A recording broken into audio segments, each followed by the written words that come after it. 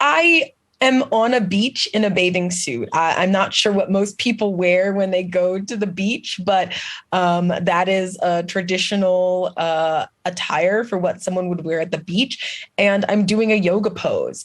And all the content that I create as a young, silly elected official isn't meant for everyone. But as someone who has been canvassing for my reelection campaign and has been on the doors with folks in my community, they are also equally as shocked that this has gotten so much attention. Due to the nature of it. So I don't really see, I didn't really expect the type of hatred that was spewed at me. I should have, as a Black queer woman who has had to navigate many spaces that were not made for me and that do not cater to people who are not cis heterosexual white.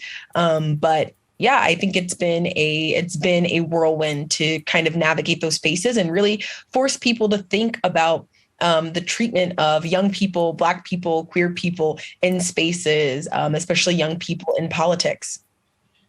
My current opponent is someone who was also arrested for misappropriating campaign funds. Yet I, on my day off, am shaking my body in a joyful and have a smile on my face. And that is what the conversation is centered around. It's a dangerous double standard. And a lot of the content that I create is meant to highlight the ways in which I am treated differently. It wasn't until this national coverage that folks in my community, that many people in my community were talking about the policies that I uplift.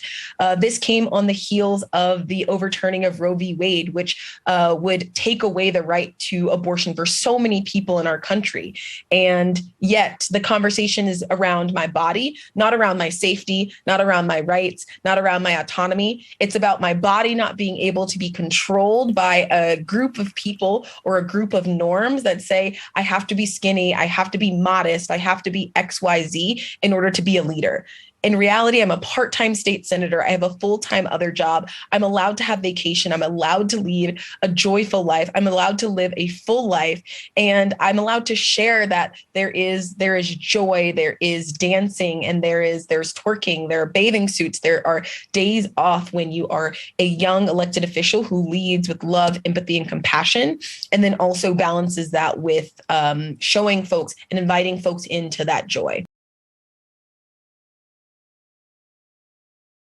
Thank you for watching. Go to newsnationnow.com to find NewsNation on your television provider. And don't forget to click the red subscribe button below to get more of NewsNation's fact-driven, unbiased coverage.